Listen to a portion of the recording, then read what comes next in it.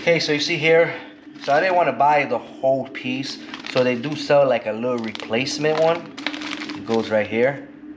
Okay, so let's get it out. Okay, so basically it cracked right here.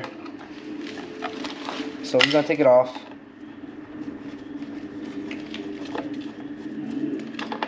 I don't want water to go in there or anything like that.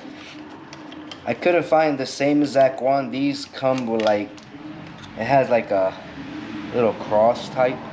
I couldn't find exactly the same cover, but I did find a replacement one. Hopefully everything lines up. You can see here. Okay, so let's get the package open. You know, I didn't want to pay, I think I paid like $3. So this goes right here. It should line up pretty well.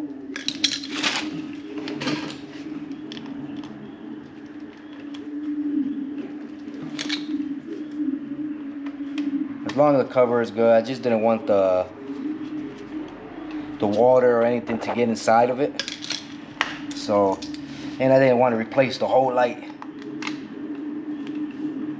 So $2 can't go wrong. I think it was like $2 or $3. So if you did break one of these, in the description below there will be a link to buy one. Okay, make sure it's lined up pretty well.